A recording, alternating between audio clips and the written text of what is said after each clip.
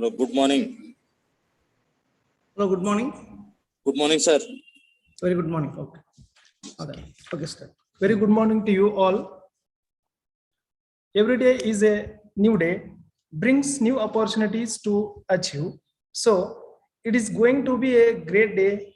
I am Professor Barkat Ali Halkeri, Department of Education, Anjuman Arts Science Commerce College and PG Studies, Harvard. Wishing you all a wonderful day.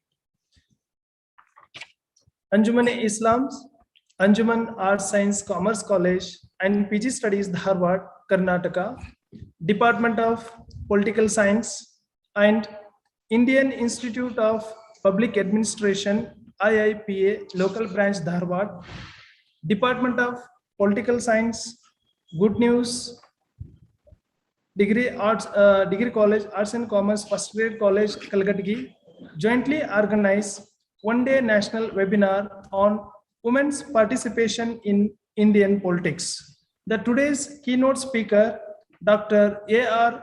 Jagtap, Dean, Karnataka State Higher Education Academy, Dharwad. The first technical session, the resource person, Professor Sri Ranjan Avate. The topic will be participation of women in Indian politics. Department of Political Science, Savitribai Phule, Pune University, Pune, Maharashtra. The second technical session will be the topic development politics, role of women in India. The resource person, Dr. Srimati Basava Rajeshwari Patil, Assistant Professor, Government First Grade College, Kalgatigi, Karnataka. The organizing committee, Professor Nagraj Kankane, Faculty, Department of Political Science, Dr. V.R. Betagar, Head of Department of Political Science, GNWS Degree College, Kalgatigi, and Secretary, IIPA, Local Branch, Dharwad. Dr. B.G. Biradar, Principal, GNWS Degree College, Kalgatigi. Professor M.M. Javali, HOD of Political Science, Anjuman Arts Science Commerce College and PG Studies, Dharwad. Dr. N.V. Gudarganawar, IQAC Coordinator, Anjuman Arts Science Commerce College and PG Studies, Dharwad. And the Principal, Dr. N.M. Makandar, Anjuman Arts Science Commerce College and PG Studies, Dharwad. The person who inspires through work and always believes in democratic way of administration, the Principal, Dr. N.M. Makandar, I request for welcome note.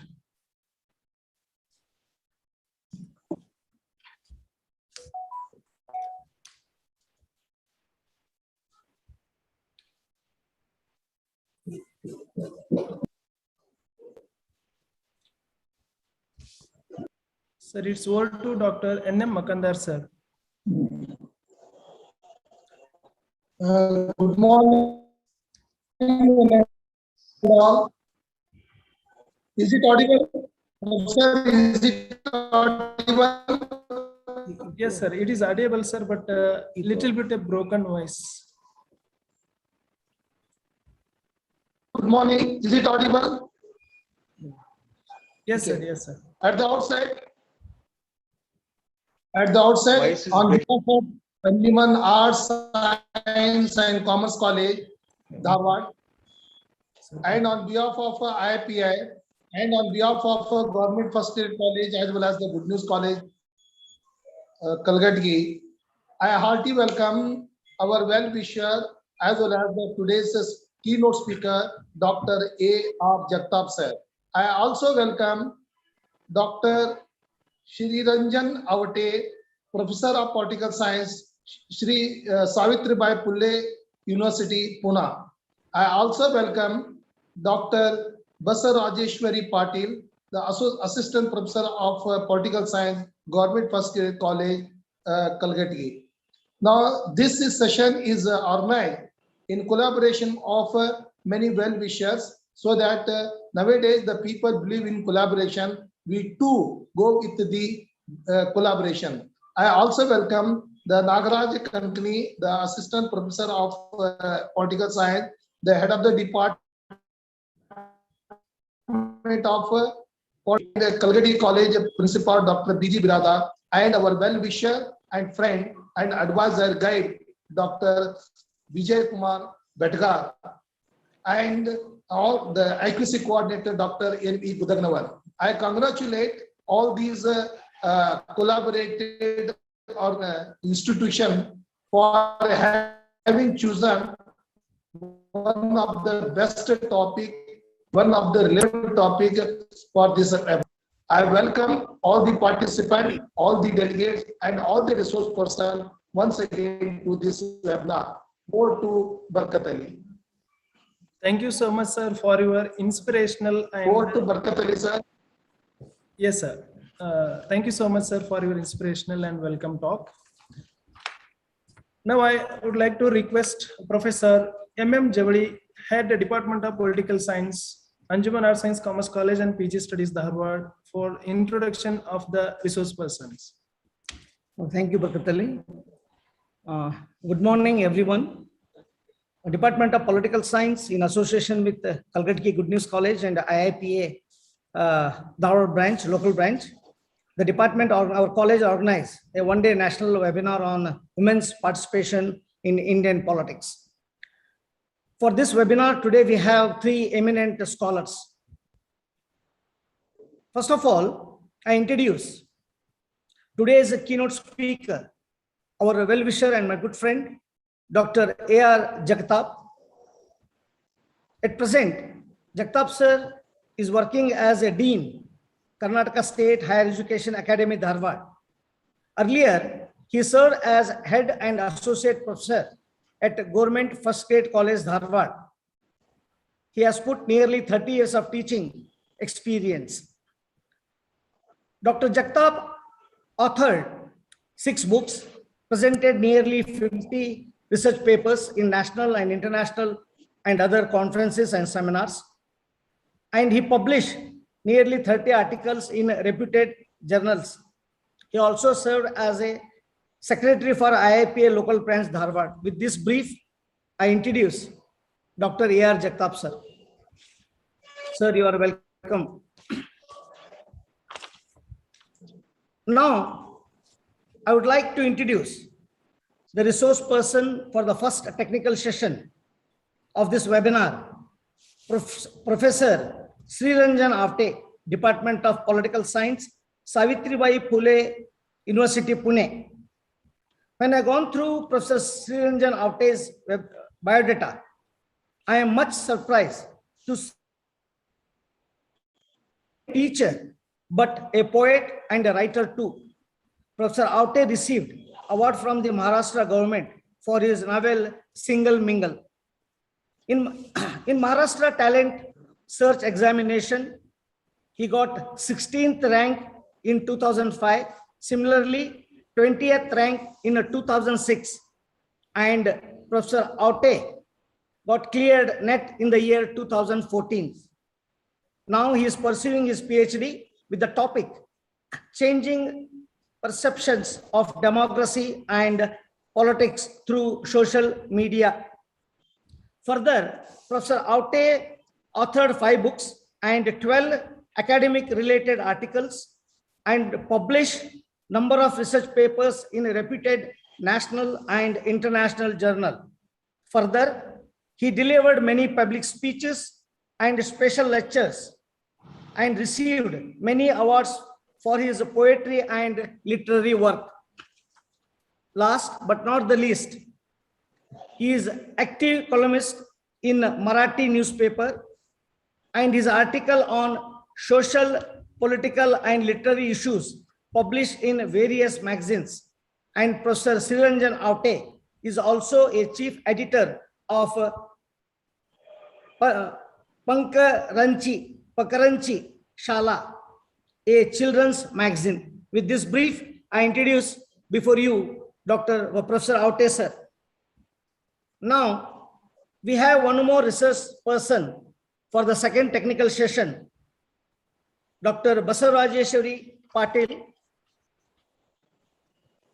completed her MPhil and PhD from Karnataka University, Dharwad. Since 2009, she is working as assistant professor in Government First Grade College, Kalgatgi.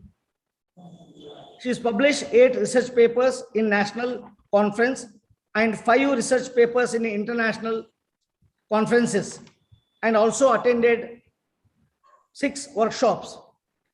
And she participated nearly about 30 workshops and conferences. She organized many conferences and seminars in the college, and she has been delivered more than 15 special lectures in various colleges, and also acted as chairperson in many conferences and seminars. With this brief, I introduce Srimati Dr. Basavarajeswari Patil. Thank you one and all. Thanks a lot, sir, for a brief introduction of the keynote speaker and resource persons. Thank you, sir. Now I request Dr. A.R. Jagatap, Dean, Karnataka State Higher Education Academy, Dharwad, for the keynote talk. It's over to Dr. A.R. Jagatap, sir. Okay, thank you, Barkatali, sir. And it gives me a lot of pleasure to firstly to thank 3 institutions. Number 1 is Anjuman Arts, Science, Commerce College and PG Studies, Dharwad, and Department of Political Science. And secondly, I would like to thank the IIPA, that is Indian Institute of Public Administration, local branch Dharwad, and the Department of Political Science, Good News Welfare Societies, Arts and Commerce First Grade College, Kalgatgi, for jointly organizing this particular the webinar, especially focusing on women's participation in Indian politics. So that's why I thank these 3 institutions for organizing and selecting a very catchy topic, because women's participation in Indian politics is a need of our. So we have to give more focus whether Indian women are actively taking participation in Indian politics or not. If not, why? What are the reasons? And what are the problems? And what about the prospects? So this webinar especially gives a very wide and huge focus to deal with the women's representation in Indian politics. At the same time, I would like to thank 2 important resource persons. One is the single mingle man. It is Professor Sri Ranjan Aute from the Savitribai Phule Pune University, Maharashtra. He is a young political scientist, and another young political scientist, it is of Kalgatgi Government First Grade College, Srimati Basavarajeswari Patil. So they will give more focus on this particular topic. And at the same time, I would like to thank Janav Principal Dr. N.M. Makandar, because he's a nice gentleman. He has invited me for this particular webinar. So I thank, because the nice persons will arrange the nice events. And similarly, I would like to thank B.G. Baradar, Principal, Good News Welfare Societies, Degree College, Kalgatgi, and my good friend Dr. V.R. Betgar, HOD, Department of Political Science, and a very active man in the institution of IIPA, that is Indian Institute of Public Administration, and he's a active secretary. And I thank Nagraj Kankane and M.M. Javali, my good friend, because he is HOD and one of my good friend of Dharwad.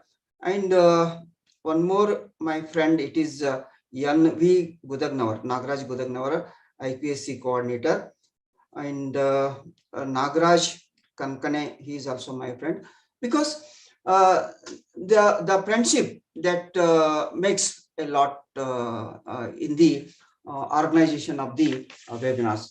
So with this brief introduction, I would like to give focus to the topic. The topic, as you know, the women's participation in Indian politics. So this is a nice topic. Here, the term political participation has a very wide meaning, because it is not only related to right to vote, but simultaneously it relates to participation of women in decision making process, political activism, political consciousness. Women in Indian politics participate in voting and run for public offices and political parties at lower levels more than men. Political activism and voting are the strongest areas of women political participation. To combat gender inequality in Indian politics, the Indian government has instituted the reservations for seats in local governments. Women turnout during India's parliamentary general elections was 65.63% compared to 67.09 turnout for men. India ranks 20th from the bottom in terms of representation of women in parliament. Women have held the posts of president and prime minister in India, as well as the chief ministers of various states. Indian voters have elected women to numerous state legislative assemblies and national parliament for many decades. So this is about the women involvement in Indian politics. So here, just I would like to give some philosophical touch to the women participation, because so far as history is concerned, most of the ancient literature reveals that a woman is not very actively taking participation in politics because of some natural reasons, because women having a shy nature and there is no scope for women to take participation in politics. So here at this juncture, we must remember one person from Indian side and another person from Western side. So far as the Indian side is concerned, the great the Lord Basveshwara, in the 12th century, he gave a lot of scope for women participation in a political the affairs, especially establishing the Anubhav Mantapa. Akka Mahadevi, like women, the participants took a nice role. So thanks to Lord Basveshwara for giving importance to the women in the political matters. And very important person that here we must remember, that is the John Stuart Mill, because the students of political science remember him very, because it is in the 19th century. Especially he wrote one important book, The Subjection of Women. So it has given important turn to the women participation in political matters. So gradually in England, the voting rights was extended to women, especially in 1918 and 1928. But the government of India, especially the Constitution of India, particularly in Article 326, Indian Constitution has granted adult franchise overnight despite nationwide literacy. So here credit goes to the Constitution of India. The credit goes to the framers of the Indian Constitution, especially to Dr. Ambedkar. At this time here, what I would like to mention that the usual method of political participation is to exercise the right to vote in the elections, yet large number of people are averse to political participation. For this, political scientists have determined 4 important reasons for such aloofness in Indian political participation. One is apathy, another one is cynicism, and third one is that is a sort of alienation, and finally it is the economy. So these are the four important reasons that Indian women are still hesitating in actively taking participation in the Indian politics. Anyhow, here a large number of people stay away from polling booths. Democracy surely becomes a misnomer. Modern democracy has become an indirect system due to the enlargement of territory and population. So people's rule through elections has come to the fore. Naturally, it requires the active and full-fledged involvement of the people in electoral affairs. Here, what I would like to mention, in order to give more scope to women in Indian politics, one important bill was presented. That was in the year of 2010, Women's Reservation Bill, the Constitution 108th Amendment Bill. That was presented in Indian Parliament, but still it is pending in the Lok Sabha. Because the intention of the bill is to give a wide participation to women in Indian Parliament, especially to the Lok Sabha and state legislative assemblies. That is up to the 1/3 reservations. But the bill was passed in the Rajya Sabha, but still it is pending in Lok Sabha. I don't know what is the reason. Already Rajya Sabha has passed the bill, but Lok Sabha is keeping it pending. I think there must be, or there may be a political intention. We have to think about why Lok Sabha has not passed, whereas already Rajya Sabha has passed. Because here the content of the bill is 1/3 reservations for Lok Sabha and state legislative assemblies, not in Rajya Sabha. So that's why Rajya Sabha has given already its consent, but Lok Sabha is hesitating and the state assemblies are also hesitating. Anyhow, I request to the resource persons to give more focus on this particular bill. And at the same time, I would like to thank the government of India, especially for bringing one important constitutional amendment that was in 1992, that is 73rd constitutional amendment. Especially 1/3 of seats should be reserved to the women in a local government, especially to Panchayat Raj institutions. So this is one of the important turning point in the history of Indian constitutional amendment. A significant body of research, one important research has conducted on this particular issue, that is conducted by Duflo and O'Connell in 2005 and 2020 respectively. This study says that the mandate accounts for a substantial portion of the increase in female candidates who contested seats in a state and national legislatures since the mid-1990s. However, female representation in higher offices remains low. In particular, the representation of women at the state level has lagged significantly behind, excluding women from important seats at institutions for decision making. The IGC has collected data on the composition of state government leadership from their websites as on 30th March 2021. 6 states in India have no female ministers, including Nagaland, Sikkim, and Manipur. No state comes close to the third of a female ministers.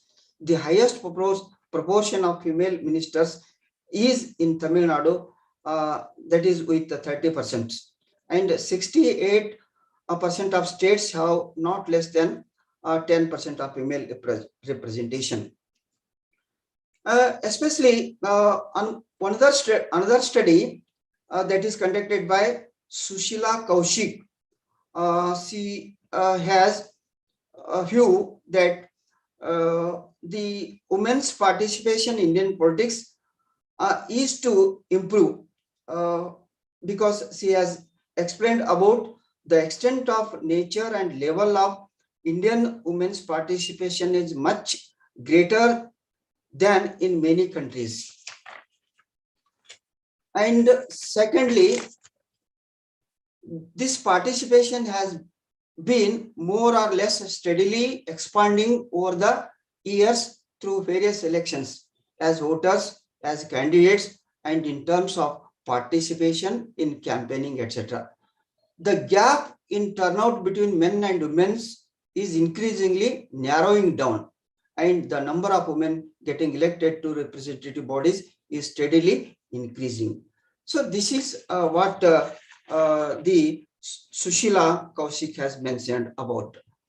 And here at this juncture, I would like to mention some of the women's participation in Indian politics. So I have classified it into two categories: the women participation in British Raj and women's participation in post-independence period.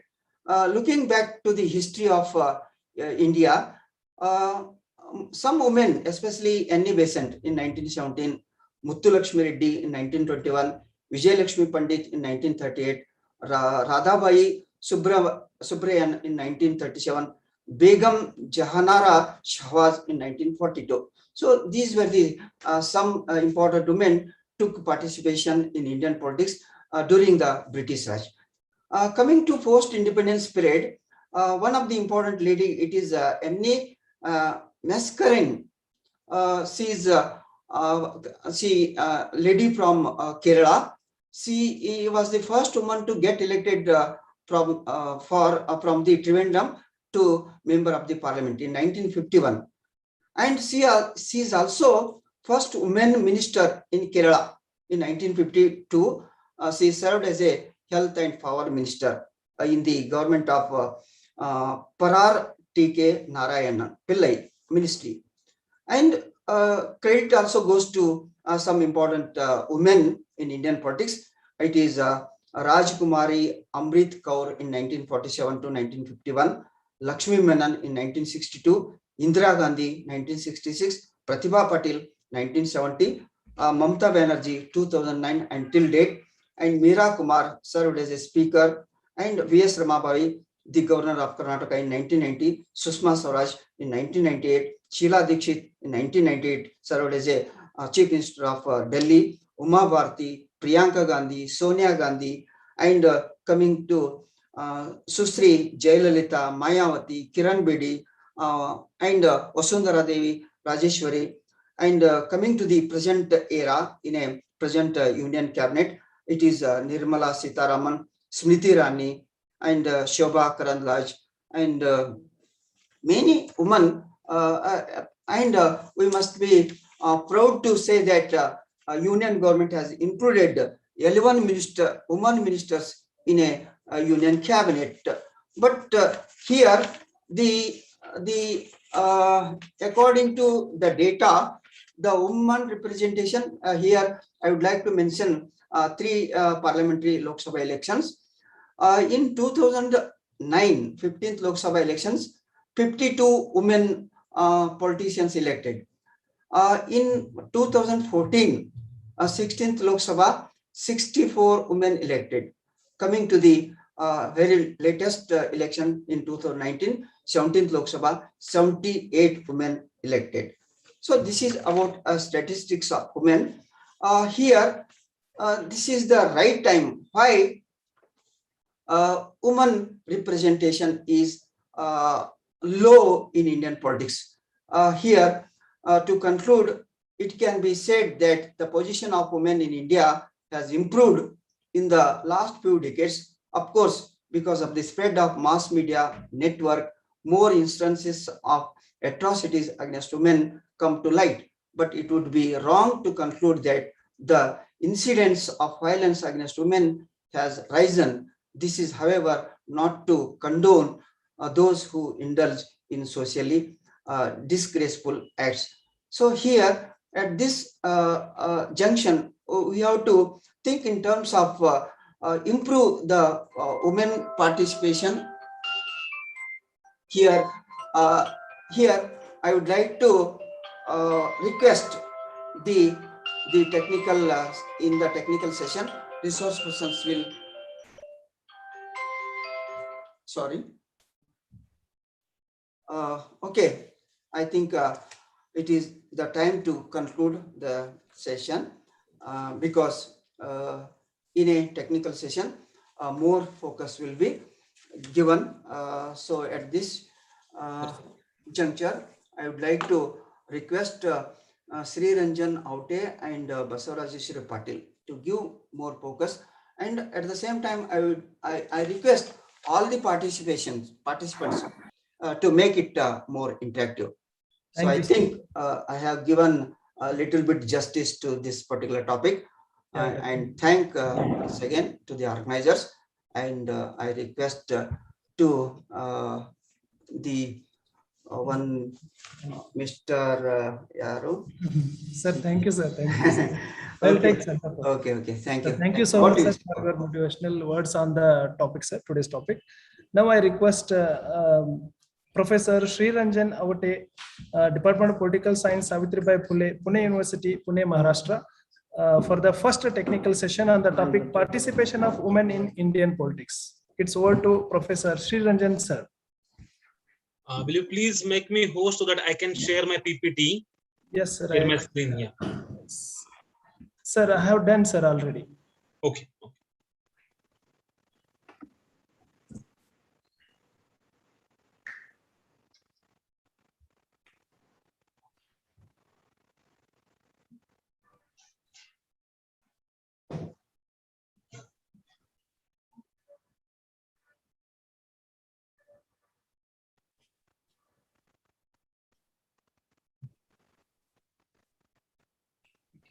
Yes.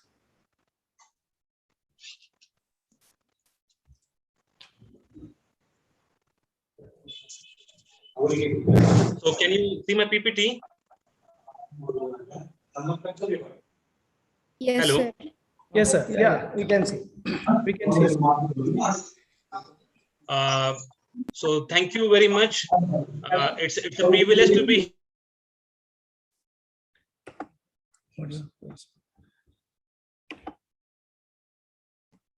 Sir, please wait, sir. Aute, sir, please wait 1 minute.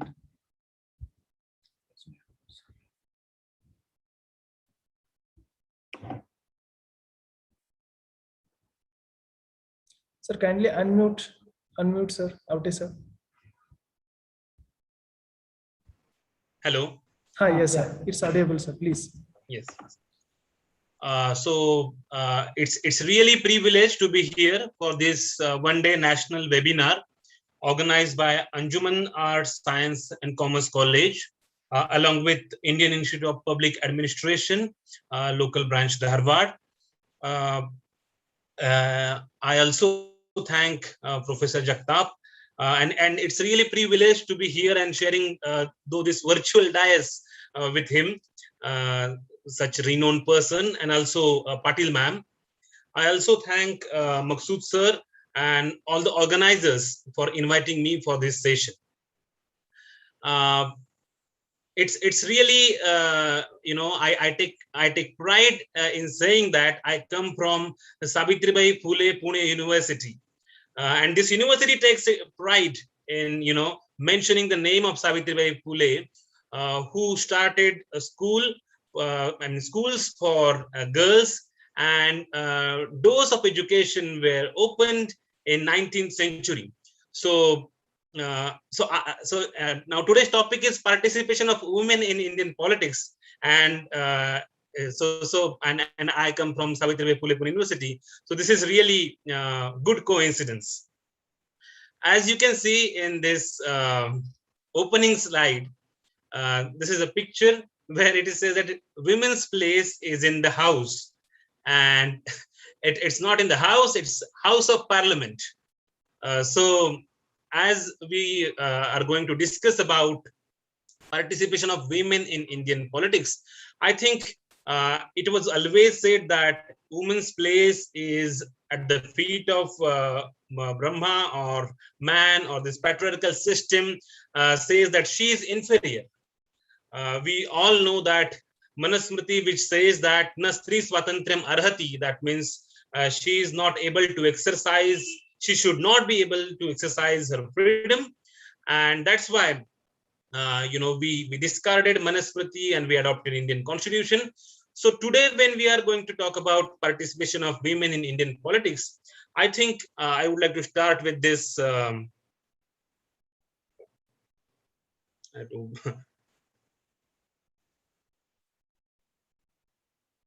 I cannot go to next slide. I'm just.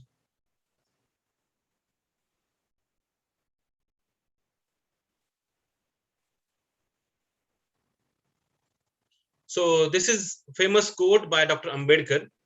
I measure the progress of community by the degree of progress achieved by women. So I think Dr. Ambedkar, and Jagtap sir also mentioned Dr. Ambedkar's contribution in Indian socio-political ethos. So I think, first of all, Ambedkar made, and his speech in the Constituent Assembly was very influential. He said that,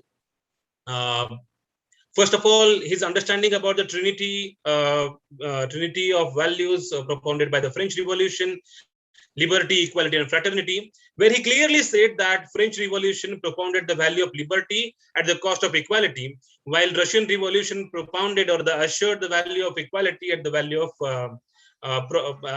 liberty, at the cost of value of liberty. So for India, we have a challenge to deal with these two values, liberty and equality, and we have to be, there should be coexistence of liberty and equality. So having said this, again in 1927, he made two important statements. The first was all women are Dalits, and the next was woman is the entry gate of caste system. So Ambedkar was the person who understood this problem of class, caste, and gender. And we cannot understand today's situation without understanding patriarchy.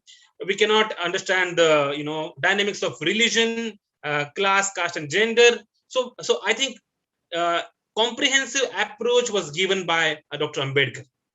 So and precisely as I was mentioning Manusmriti, he burnt it so that people get clear message that we stand for equality. We treat women equally. And so I think this statement itself is very important, where he says that I measure the progress. So that is the parameter through which one can measure the progress of a community. And when we are talking about nation, when we are talking about politics, I think that is the litmus test for any community. Can you see this image? This image is of Dandi March. This is famous Dandi March. We all know that Gandhi initiated this movement. And interestingly, I think Jagtap sir was also mentioning about British Raj. And I think if we consider Indian National Congress was established in 1885, and from 1885 to till 1920, we can observe that though Indian National Congress was raising much more important issues to the floor, but this was not mass movement as such. Participants. Yeah, am I audible? Hello?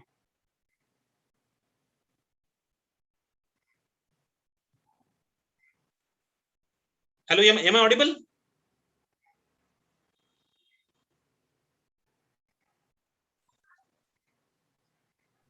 Yes, sir, you are audible, sir. Yes, sorry. Meanwhile, there was some pop-up message. No, anyway, no. so from 1885 to till 1920, we can observe that Congress was raising important issues to the floor, but unfortunately this was what we can say restricted to elite class. And when Gandhi comes in the picture from 1915, Gandhi came here in India in 1915, and then he actually made it a mass movement.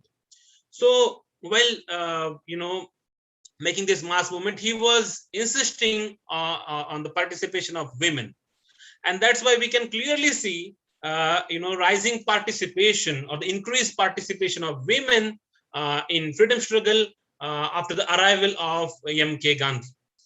So why Gandhi was insisting on the participation of women? Because of course this struggle was not restricted to men only, and from that side, I mean, we can see that there is a public appearance of women. Earlier we know that, and as I showed this picture in the opening slide, that her place was in the house. So what was said that yatra naryastu pujyanten, either she is goddess or she is slave. She is not human being. She cannot participate in public settings. So that kind of understanding was there, and Gandhi actually initiated this. So on one hand, Ambedkar was fighting for the cause of equality. Gandhi was trying to mobilize women for the political freedom. There is one interesting book by Arnit Shani, which says that how India became democratic, and she explains that what were the hurdles, what were the obstacles in becoming democratic nation. I would like to tell you one interesting event which took place in 2009 when Barack Obama, then President of United States of America, he came to India. Manmohan Singh was Prime Minister, and he gifted one book to Manmohan Singh. So he said that, what was written on that book, that from oldest democracy to largest democracy. So that's what was written. As we know that America got independence in 18th century. So America is quite oldest democracy, and India is the largest democracy. So Sitaram Yechury objected, and he said, Mr. Obama, you are neither oldest nor largest. And Obama got fumbled that how can he say that America is not oldest democracy. And then he said, I think this is very important. He said that though you got freedom in 19th century, you implemented universal adult suffrage in 1965. India got freedom in 1947, and immediately with the implementation of Indian Constitution, we actually implemented universal adult suffrage. And the whole process, how actually how we actually conducted the first Lok Sabha election. So the whole process is explained in this book. And interestingly, many women, they were shy. They were not mentioning their names. So one could imagine that at the time in electoral roll, many women voters were their name was like this. That's, for example, Jagtap Sir's sister. This was her name. Okay, someone's wife, someone's sister. That kind of electoral roll was there. But we insisted. Pandit Jawaharlal Nehru, first Prime Minister, of course, Ambedkar, all these leaders and constitution makers, they were insisting that we should give right to vote for everyone. At that time, we know that 21 was the age for universal adult suffrage, but we did not discriminate. If you look at the England or America, you will find that all those rights were given step by step. So this was the commitment to parliamentary democracy, and I think we should take pride in saying that there is right to vote, or there is political equality. So when I'm saying political participation, so we all know that this is the slogan of feminist movement. Personal is political. Whatever is personal, whatever is happening in the house, whatever is happening in the family is also political one. So here, when we say about political participation, Are we restricting ourselves to public activity? I think we should not. Because whenever we say something about political, we obviously think about something which is happening in the public domain. But that's not the case. Public domain is also important, but family space, that private space, is also important.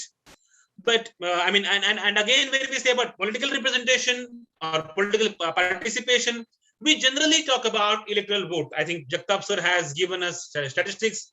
I mean, how many women are there, how many women representatives are there. So we generally measure political participation in the form of electoral vote, or what kind of representation is there. So that measurement is done through through this electoral space. But I think one should not restrict political participation to only electoral space. But electoral space is undoubtedly important. But I think when we say political participation, I think we should understand women as active citizens, women as leaders, and women as elected decision makers. What happens in the family? We know that the patriarch, the father, grandpa, brother, all these persons take decision on the behalf of family, on the behalf of women. Somebody's, I think, somebody is doing editing on the slide. Please don't do that. So as far as electoral, and I mean, there are two basically domains. One is electoral, where we can actually measure voting, again, how many leaders are there and what kind of decisions they are taking. Also, non-electoral space is there, where one can see what kind of negotiating space is there, how women actually work, and of course, all this public place where social movements are taking place. So I think I would like to view this picture on these two domains, electoral and non-electoral. So when we look at this electoral space, gender-wise participation in general elections, and this is from 1962 to 2019. So from 1962, one can see this. This is the I'm not good at colors, so the last line, which is I think violet one, is talking about female turnout, which starts from almost 45%, and right now in 2019, we can see that there is hardly any difference: 67% men and 65% 65% women. So overall, this percentage was roughly around 66%, and one can see that this total turnout, where there is no difference, though there is no gap as such between male turnout and female turnout. So this is good sign as far as gender-wise participation in the elections is concerned. But voting is not the parameter. I mean, voting is not the sole parameter. Voting is, of course, one important parameters. You can see here proportion of female ministers in state governments. And here, if you look at the horizontal axis, you will find there are no, I mean, there is not a single state which gives more representation of women. I mean, not even 15%. So there are 6 states which there are no female ministers. So hardly 10%, that is the representation of female ministers in state governments. So this is a very sad situation. This is, I mean, very low or poor representation as far as female ministers are concerned. Now, women in parliaments, India and the world. So if you look at from 1919 to till 2014, and that's, I mean, the situation is no different in 2019 as well. You can see that what is the worldwide representation, and unfortunately, there is, I mean, in India we see that there is less representation of women. But as far as voting pattern is concerned, now we can talk about women voters, women as different political category. And this is clearly visible in 2014 Lok Sabha election. We all know that today's Prime Minister Narendra Modi, he was quite popular among women. Even in last consecutive elections of Bihar, Nitish Kumar, Chief Minister of Bihar, was quite popular in women. And it was I mean women, and it was considered earlier that and this was again explained in the research article by Professor Rajeshwari Deshpande, which says that women are influenced by their male counterparts. They actually think what husband says, what other family members tell them to do. So that was the situation in a 90s decade. Even in 1996 national survey, we can observe that almost 27% women were, their voting choice was influenced by their male family members. So that was quite visible. But in last, what we can say 20 years, we can observe that this trend is shifting and women are taking their own decisions independently. So this is a good sign. I think again Jagtap sir has already mentioned about those things, so I will not go into details. But 73rd and 74th Amendment was very important as far as women's political participation is concerned. He also talked about 108th Amendment, which is actually pending in the Lok Sabha. 33 actually it gave a constitutional status to Panchayat Raj system. 33% reservation for women, and right now there are 20 states where we can see 50% reservation. But again, can we see this development as as we are moving towards what we can say egalitarian society or political egalitarian society, or women are used as only front of male counterparts? So as because of reservations, men cannot contest the elections, so they are they are actually they are taking decisions from the backhand, from the back door. So are we experiencing this? So there are some studies, and as I already told you, that what about the agency of women? So when one says that, okay, that as far as women voters are concerned, or even the there is also one indicator which says that how many voters are there, how many women voters are there per 1,000 men, and that is also now above 800. This is very good sign. But quantitative indicators always exclude some qualitative indicators. So Rajeshwari Deshpande in her article analyzing the voting behavior in I think 2004 election suggests that there are trends where the women are more dependent on familial opinion, and this is her paper in 2004.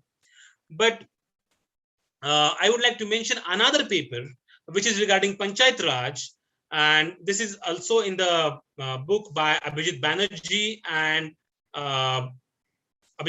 Esther Duflo. Using the data that the representation that the researchers collected on 265 village councils in West Bengal and Rajasthan, it is seen that the reservation of a council seat has a bearing on the provision of public goods, with female leaders investing more in public goods valued by women. For example, drinking water. So this research was conducted in West Bengal and Rajasthan, where you can see that women leaders, women sarpanch, what we call, even I think in your state, we call it as sarpanch, who is pradhan, village pradhan, who is village head. If women head is there, we can observe some qualitative difference. So it's not the case that they are dummy candidates as such, or male leaders are taking decisions and they are just showpiece or like that. So that's not the case. Again, it was a survey conducted in Maharashtra in 2008, which finds that the availability of basic public services is better in female-headed villages. when the female head has been in the job for 3 to 3.5 years. This was again conducted by my university and a professor from economic department, Dhanamanjari Satin. So all these research, these research papers say about how women leadership, or when women become policymakers, is there any difference, or this is just representation for the sake of representation? So this kind of, what we can say, qualitative difference, which is seen in these different research projects. Also, it is said that, women don't understand politics. Why should they speak about politics? Because politics is primarily of men. This is domain of men. And unfortunately, many political scientists, right from the Aristotle, we all know that they are talking about a man. Okay, it's about man and his behavior. Okay, his decision making. So nobody is talking about women as such. So this kind of, patriarchy is seen in academics as well. So how, when woman becomes head of the village, it is also said that, or head, when woman enters in politics, it is said that she can't perform well. But again, there is one research conducted by Sonia Volotra. It was from 1992 to 2012. And there were 4 researchers who studied 4,265 legislative assemblies. And this project studies close elections between men and women for election to India's state assemblies. It finds significantly higher growth in economic activities in constituencies that elect women. Given the average GDP growth in India of about 7% per year during the study period, that is from 1992 to 2012, the researchers estimate the growth premium for constituencies for having a female legislator is about 25%, and this is significant, finding. One can easily observe that when woman head is there, obviously whether there are decisions regarding public good, public facilities, basic amenities, we see improvement.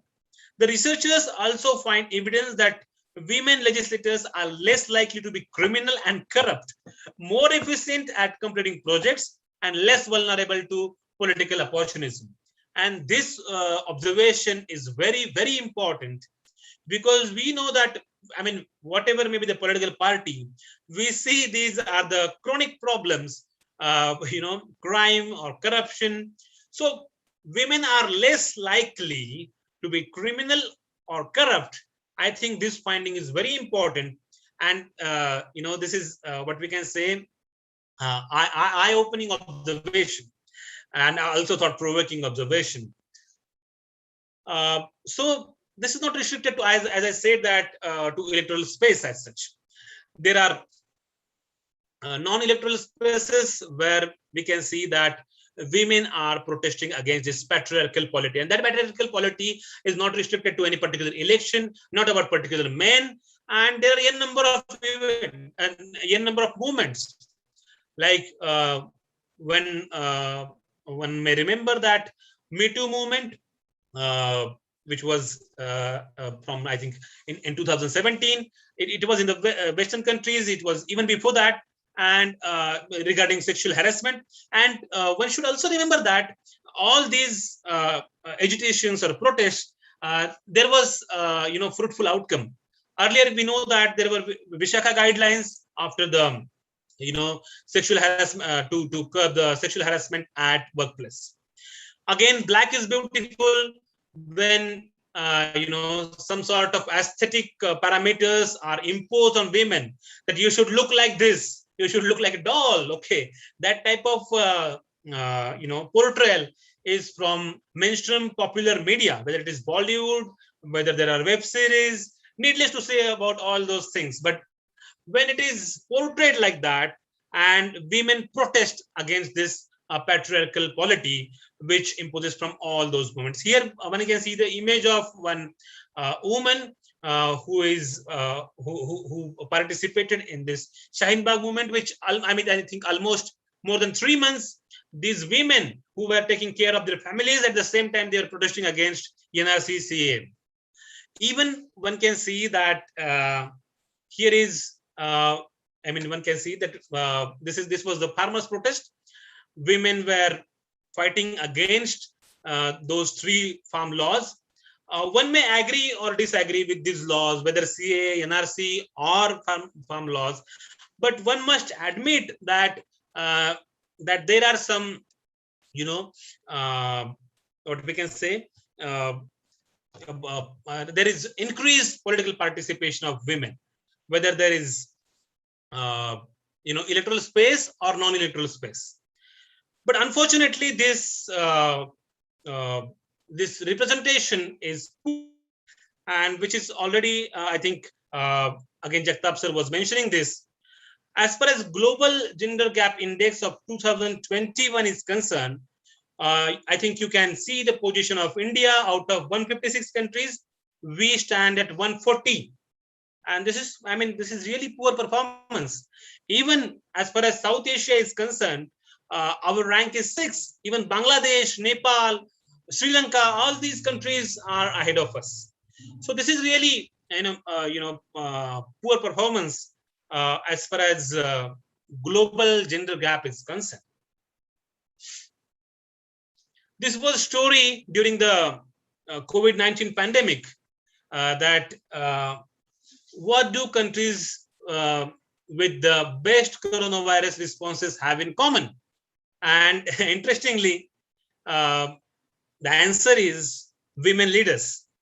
So wherever we see that, and that's what I was trying to tell, that whether there is economic performance, political performance, even in India, we know that Shailaja from Kerala, she was the health minister of Kerala, and her efforts were acknowledged by United Nations. So I think women leaders do make difference. Here you can see whether it is Germany, Taiwan, New Zealand, Jacinda Ardern, the way she handled this corona pandemic, I think we all should learn that how, what kind of churning, what kind of decision-making process was there. So though today political participation is low in Indian politics, we should actually, and this is not the, this is collective responsibility. No one is not a single person is responsible, not a single institution is responsible for this. We should actually encourage and promote women's participation in politics. Unfortunately, whether we, Jagtap sir mentioned some of the leaders in Indian politics. I think from Sonia Gandhi, Indira Gandhi, Pratibha Patil, or even Mamata Banerjee, Mayawati. So some of these leaders, we know that they come from the dynastic politics. So it's not that new wave, or they are not the that is not the fair representation of women as such. This is very erratic representation. There are some exceptions, or from right now Mahua Moitra. So there are some developments, but what we can say, that is not a sufficient political representation in India. And I would like to conclude with this Gandhi's quote. He says that if non-violence is the law of our being, the future is with women. And we all know that Gandhiji was insisting on the principle of non-violence. And I think this quote is very interesting, because ultimately we know that violence, crime, or corruption, all those things are ruining the politics. There is deterioration of political culture that is quite visible in these days. Needless to say all about all those things.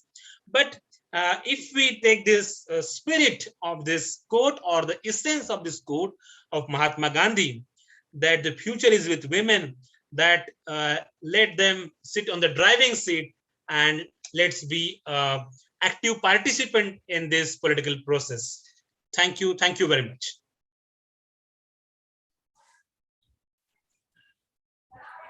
Sir, thank you so much, sir, for your inspiring speech with a lot of examples, and contains so much of statistical data, and really it was a wonderful talk, sir.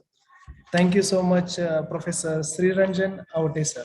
Now open for discussion. Thank you, sir. So, just a minute. Here. Now, it is open for discussion. Participants can ask the questions to the resource person. If you have any doubts, If you have any doubts. so open. Yeah.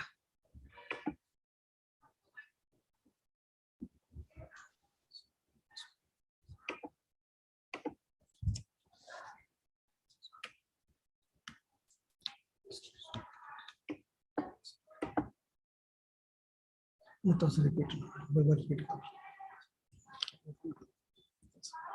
Now the session is open for discussion. If anybody,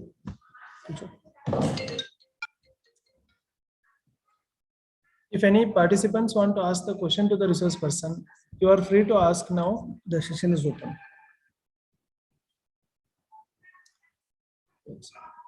Okay, thank you. We'll move to the second session. Okay, thank you. Okay, thank you. Remember, thank you.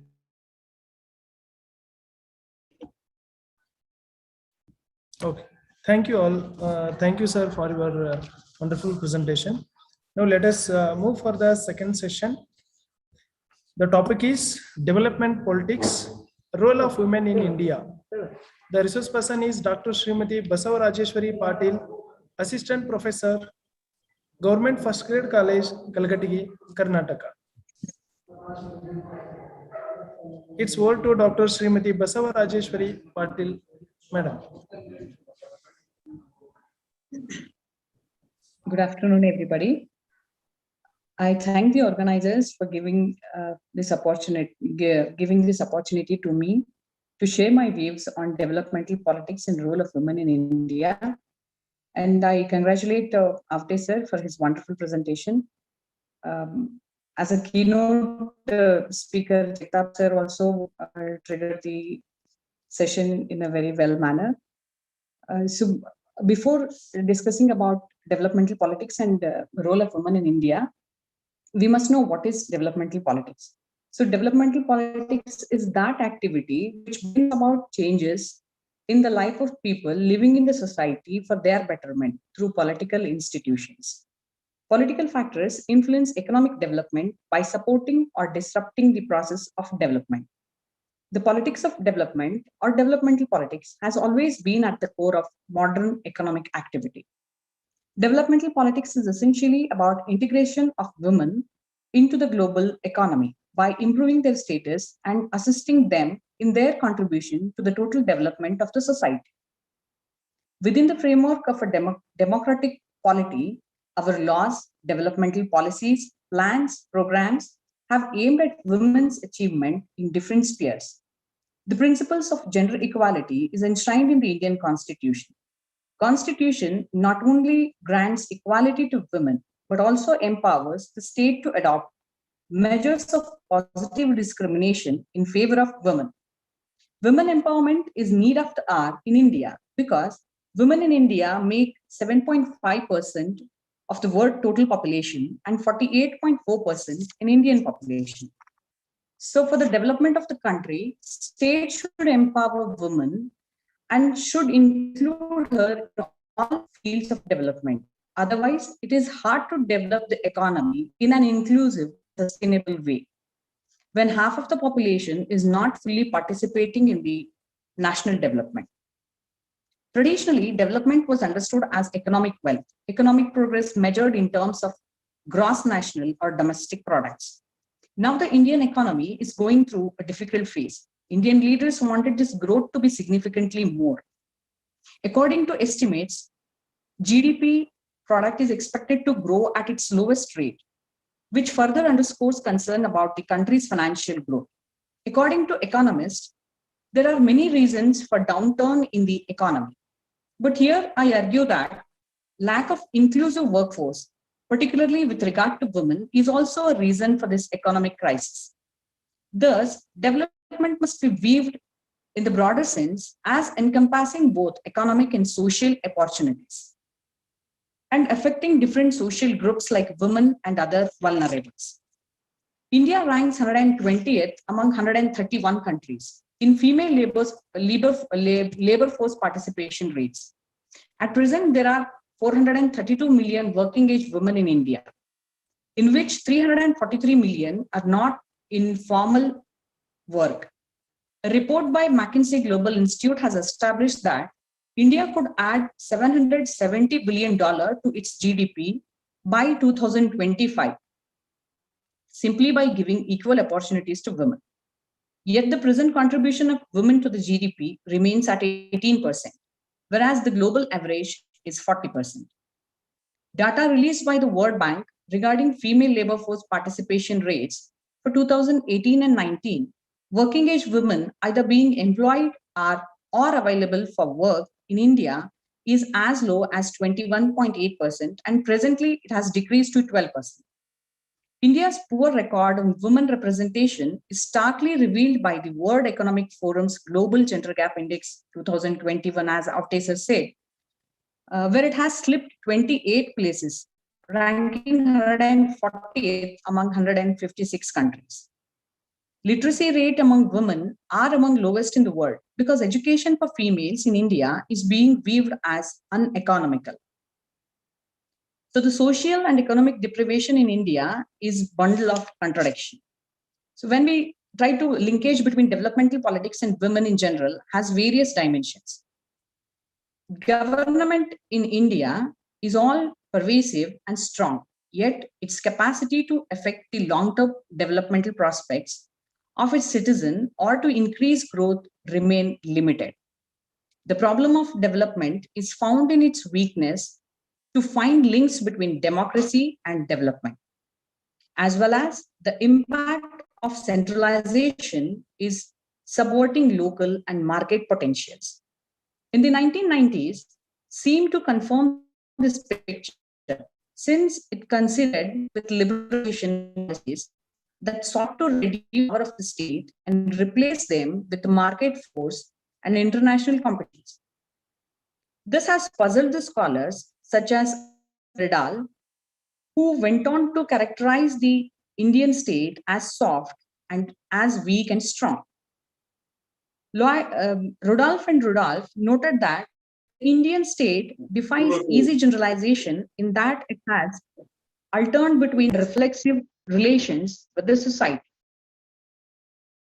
Baldevraj Nair, in his description, noted that therein the paradox of state strength and policy weakness in India. Thus, one finds a lot of loopholes in the linkages that India has in its relation with the development. In this view, it can be softly stated that the strength of the Indian state was exploited by its occupants and augment illegitimate power and hurt its developmental prospects. Despite this statement, some recent interpretations note certain anomalies.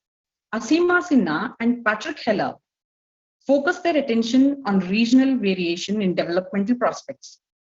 Sinha argues that subnational developmental issues must be seen as India's failure.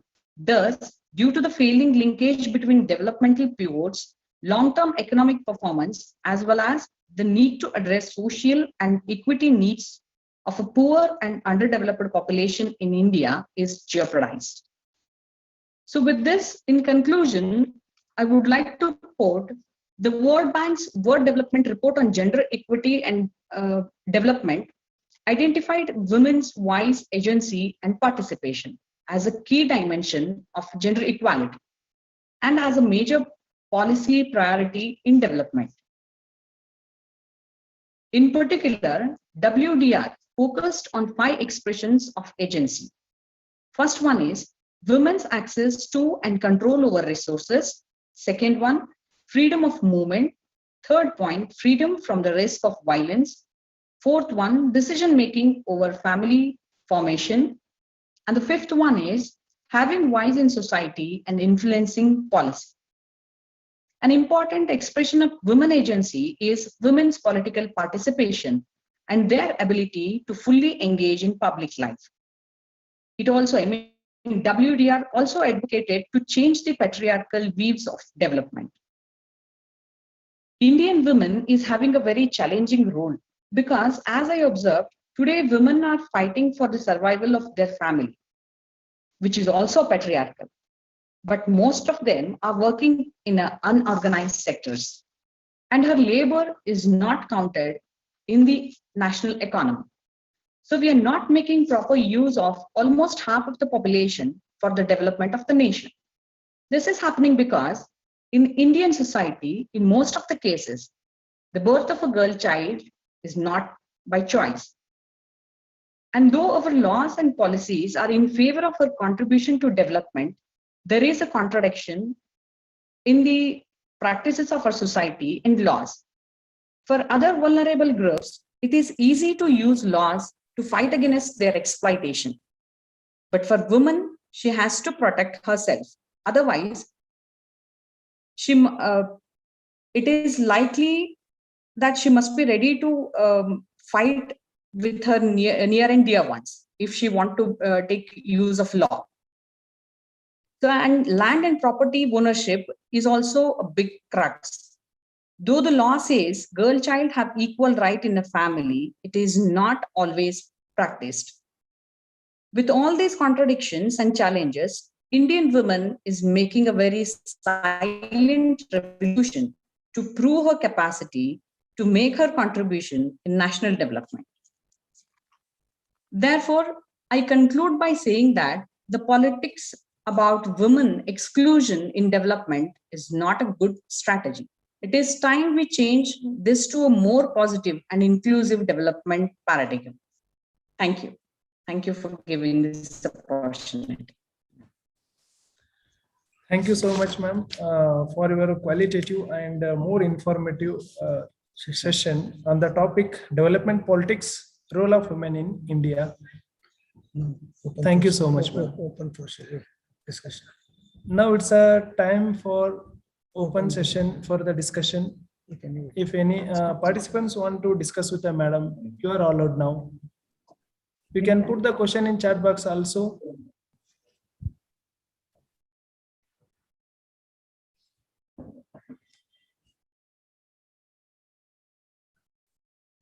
Next.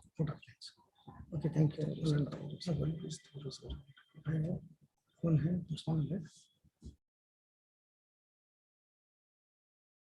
Madam, I think it is clear and no questions as of now. Right.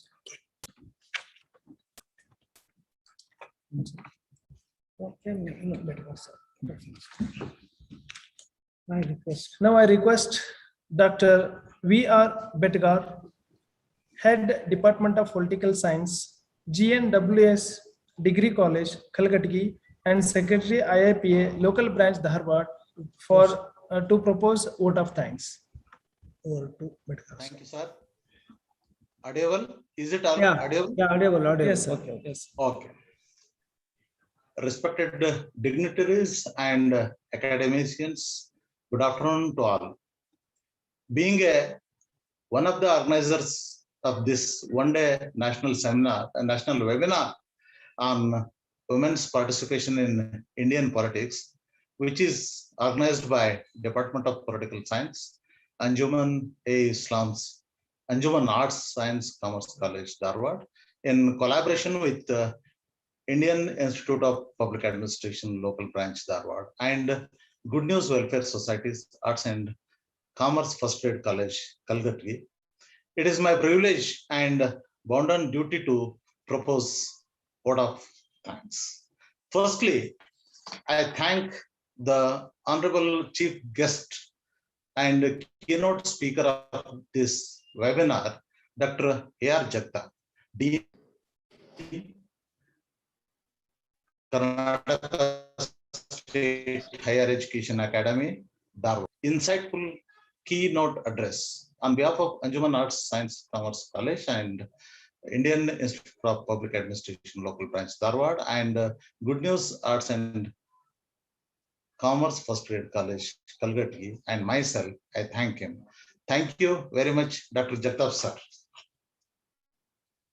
Secondly, I thank Professor Sriranjan Avte, Department of Political Science, Savitribai Phule University, Pune, who is a resource person for first technical session. He gave exhaustive picture about the participation of women in Indian politics. I thank him on behalf of Anjuman Arts Science Commerce College, Dharwad, Indian Institute of Public Administration, local branch Dharwad, and Good News Arts and Commerce First Grade College, Calcutta. I thank him once again. Thank you very much, Professor Sri Ranjan Aute sir. Thirdly, I thank Dr. Srimati Basavajeshwari Patil, Department of Political Science, Government First Grade College, Calcutta, who is resource person for second technical session. She spoke on the topic development politics, role of women in India, and visualize the present scenario. I thank her on behalf of all the three organizers. Thank you, madam. Next, I thank honorable office bearers of the management and members of the Anjuman-e-Islam Dharwad and members of IIPA local branch Dharwad and management of Good News Welfare Society, particularly Administrator Reverend Brother Niju Thomas Kalgatki, for their continuous encouragement to the academic engagements. Special thanks to Honorable Vice Chancellor of Raichur University, Professor Harish Ramaswamy, for his expert advice to conducting this webinar. Next, Dr. N.M. Makandar sir, Dynamic Principal of Anjuman Arts, Science and Commerce College, Dharwad. He is a source of inspiration to do good deeds and guiding force to all of us, and for his endless support to all academic endeavors. On behalf of all of you and myself, I wholeheartedly propose my sincere thanks to him. Thank you, Dr. N.M. Makandar sir. I extend my sincere thanks to my beloved principal, Dr. B.Z. Biradar, Good News Welfare Society, Arts and Commerce First Grade College, Calcutta. Thank you, Dr. B.Z. Biradar sir.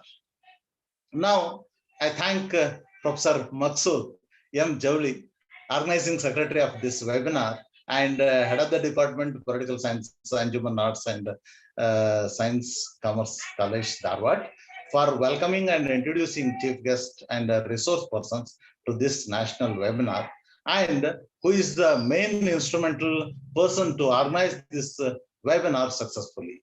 On behalf of the participants and myself, I thank him wholeheartedly. Thank you, M.M. Javli sir. Then I thank Anjuman Arts, Science and Commerce College IQAC Coordinator, Dr. Nagaraj Gudagnawar and his team for their constant support. I sincerely thank them to be with us for constant support. Thank you, Dr. Nagaraj Gudagnawar sir and your team. Now, I would like to extend my thanks to Professor Nagaraj Kankani, Faculty of Department of Political Science, Anjuman Arts and Science Commerce College for his support. I thank Professor Kankani sir. Now, I would like to extend my sincere thanks to Professor Barkat Ali Halkeri sir for comparing this webinar very systematically. Thank you very much, Professor Barkat Ali sir. Thank you, sir. Now, next, it is also my privilege to offer sincere and special thanks to all the members of the technical cell of the Anjuman Arts, Science, Commerce College, Dharwad, for their full support and cooperation to the success of this webinar. Lastly, it is my duty to thank all the academicians, resource persons, delegates, and student community who joined us from various parts of the country in this webinar, and for your active participation. On behalf of organizers, I wholeheartedly thank you one and all. Thank you, sir. Thank you. And special thanks to Dr. Vijay Kumar Betkar for making this event very successful and very beautiful and very smart, because Right. smart guys are always with him. Thank you, sir. Sir, Thank you, sir. Thank you so much, sir, for your meaningful, special, and valuable thanks to everyone, sir. Really, thank you so much, sir. Dr. V.R. Bedgar, sir. Thank you, sir. Thank you, Now, Barakat Ali, sir, and all the teaching Technical team, yeah. fraternity of political science, because here Thank you. And Ganapati thanks sir, for joining Kajgar us. sir, Yeah. and many We have many specific- faces of political science there. and Our team members. Yeah, we thank one and all for joining. Thank you, sir, once again.